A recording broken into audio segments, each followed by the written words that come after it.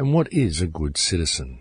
Simply one who never says, does, or thinks anything that is unusual. Schools are maintained in order to bring this uniformity up to the highest possible point. A school is a hopper into which children are heaved while they are still young and tender. Therein they are pressed into certain standard shapes and covered from head to heels with official rubber stamps.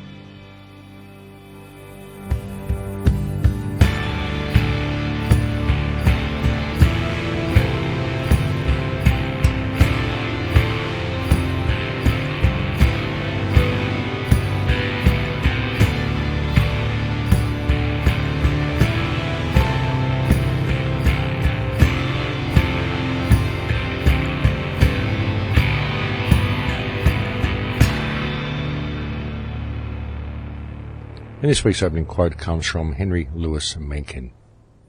Welcome to Surviving the Matrix, ladies and gentlemen. My name is Maxwell Igan. It's a pleasure to have your company again, and I'll be your host for the next hour. The world of 2015 is very different to what most people in mainstream society believe it to be. Many people in 2015 have more of a television education or a government education than a real life education. Most people simply accept the education that they've been given by the school.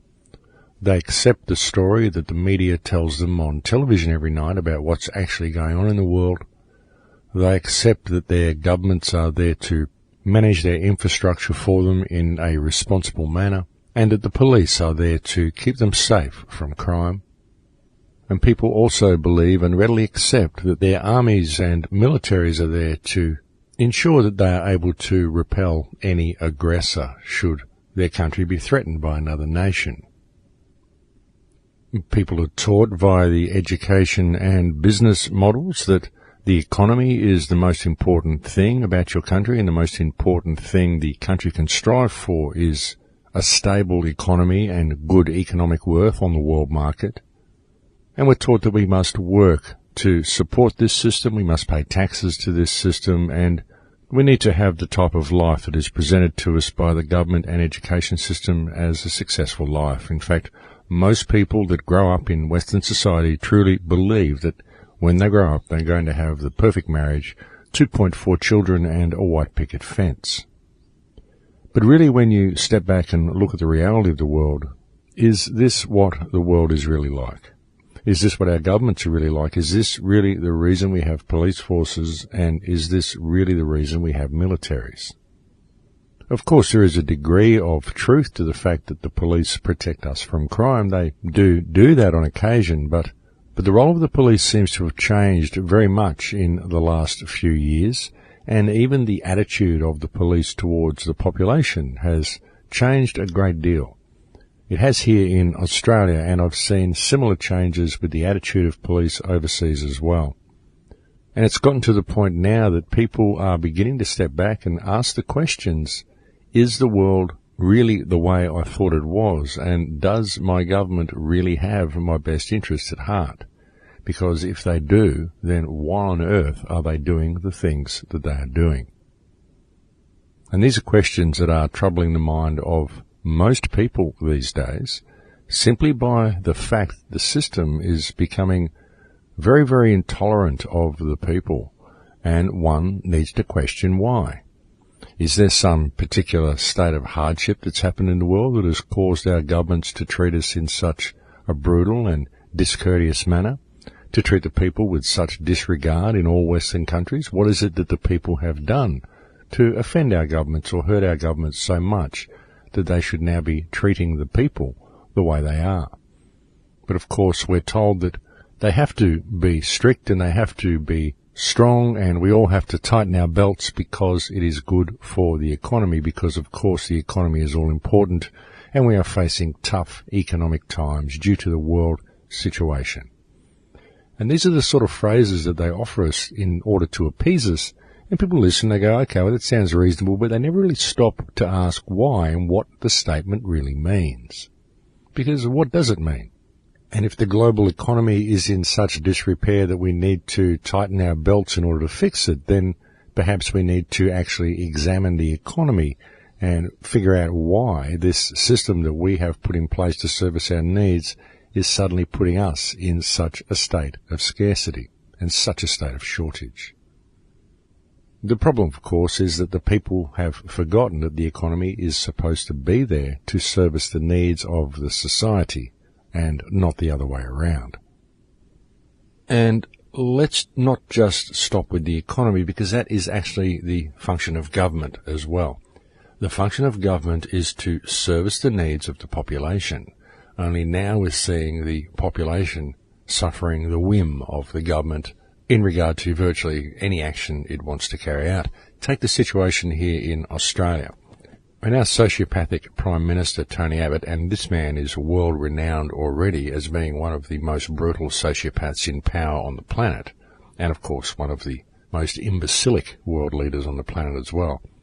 This man has just introduced legislation which will come into effect on January 1st of 2016, which will remove family payments from any parents who refuse to have their children vaccinated. Essentially, any parent who refuses to inject their child with toxins which are known to create a myriad of problems later in life and very often lead to autism, any parent who does not do this and refuses to put their child through this and put their child in a position where they may be subject to autism or even death in some cases is now going to be penalised, will not be able to receive any welfare payments and will not be eligible for any subsidies in regard to childcare. And this, folks, amounts to a little more than forced medication, which is, of course, a breach of human rights. And this just shows the length that this government is willing to go to, folks. The Abbott government has removed so many rights from the people. You've got a government here that was elected on a platform of barefaced lies that has proceeded to abuse its position and abuse its office on every single occasion that is able to do so. I mean, frankly, folks, Tony Abbott should be taken to The Hague and tried for human rights abuses simply due to his program of ethnic cleansing that he's carrying out against the Aboriginal people and due to his support for the war crimes that are being carried out against the Palestinian people by the rogue state of Israel. These two things alone should see Tony Abbott taken to The Hague and tried for crimes against humanity. But now we can add forced medication to his list of crimes against humanity. I mean, if there's any doubt that Tony Abbott is a corrupt politician and a barefaced liar, it can be seen with his new legislation. Of course, he's on an all-time high in his popularity at the moment due to his support for the false flag of Charlie Hebdo, his support for the illegal and fake war on terror, which is essentially a war of terror, and for the stance that he took after the false flag event in the Sydney coffee shop that they blamed on Muslim extremists as well, and of course it was nothing of the sort. His popularity, incidentally, has also been boosted by the many fake ISIS beheading videos that are currently circulating on the internet as well. And it just goes to show how controlled the people of Australia are. Bear in mind, of course, that this vaccination push was pushed by the Telegraph newspaper. And here we have a newspaper which is supposed to be a newspaper which is actually presenting journalism and reporting the news to the people, and what the Telegraph has demonstrated itself as being is simply a puppet of politicians and a puppet of big pharmaceutical companies that is pushing the government and pharmaceutical line onto the people, regardless of the damage it may cause to their children. And this shows just how corrupt our political system and our media apparatus is just in this country, but it's the same across the world. And again, folks, this is because people have lost a true perspective of what's supposed to be going on in society and what our societies are supposed to be. Our societies are supposed to be here to provide safe, secure environments for the population, but when we have governments as rogue and out of control as we have, these societies are becoming anything but safe, because the people within these societies are forced to suffer the will of the politicians and the brutality that is meted out to them by the police that is being used in order to enforce the will of politicians. And of course, if we attempt to take any legal action against these criminals that we've elected to power, then the police will not let us press charges against them. And this shows also how dysfunctional our legal systems have become.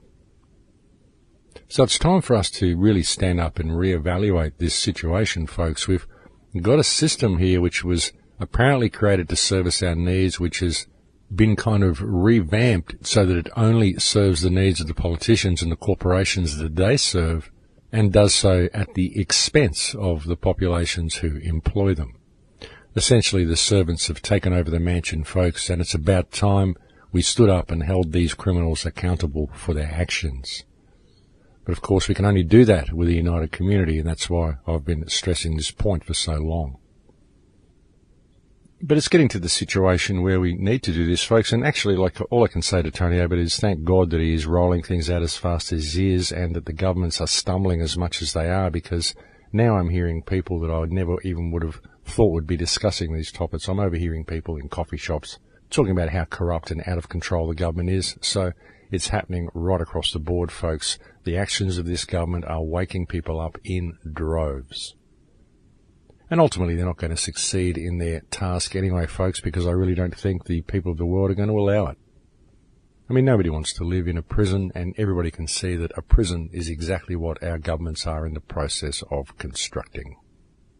And what they are constructing, folks, is a corporate-controlled system where the needs of the people will always be placed second to the needs of the corporation, and where human rights will not be allowed to interfere with profits. And that's where we're heading, folks, and the way it's been done is because people have been kept distracted, mainly because people have been sold a lie.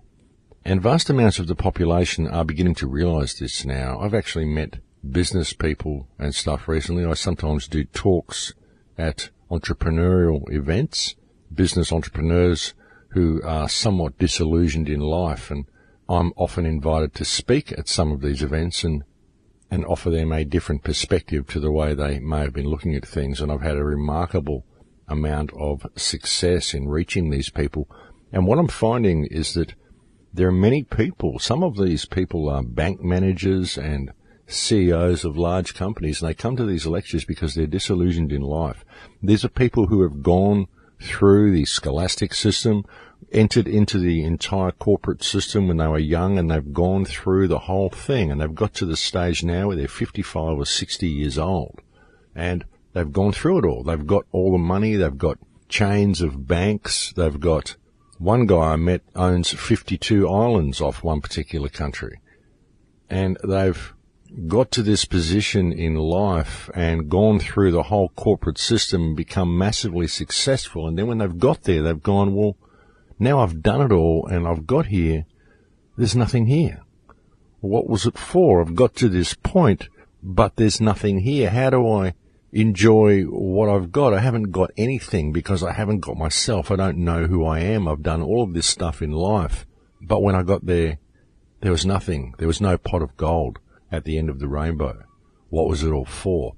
And many of these people are beginning to question the system, and they're beginning to realize that they've been living life with blinkers on, and that the world is actually very different to the way they thought it was. But it's been this distraction which has allowed us to be led to the point that we are now, and it's also been our work through supporting this corporate system and supporting these banks and supporting all these major companies, which has built the prison for us. We've literally constructed our own prison, and we've done so because we've been distracted in our actions and we haven't realized what we were participating in. All the time we believed we were working to better our own lives and for the benefit of ourselves and our families, when really what we were doing was we were working for the benefit of the system. Because what we do when we get these positions, we get into a position where we're a CEO and we strive to make the company more efficient. And the way you make the company more efficient is you reduce the workforce and reduce the labor costs, and you maximize profits. So really what you're doing is you're discarding humanity and making the system more efficient in its control mechanisms. And people have been doing this because it's what they've been trained to do, because they've thought it was the path to self-realization and for success on a personal level. But now they're starting to realize that they were sold a lie, and that was not what it was all for at all. It was about consolidating the power of the system. But there are many people now who are beginning to realize exactly what they're swimming in. And so that's a very good sign. people are beginning to realise that they've simply been looking in the wrong direction, and they're beginning to understand why they've been looking in the wrong direction. It's because they've been trained to do so. And it's all been distraction, folks. It's all been chasing that pot of gold that exists at the end of the rainbow. If you work hard and you do this and you do that and you become strong in the business world, you're going to have all this money, and then the world is your oyster. You can travel to all these places, which incidentally we've homogenized so that everywhere is safe for you and everywhere is the same as everywhere else. So it doesn't really matter where you go. You're still in the same environment with different scenery. And we've given you all of these trinkets and things that you can buy.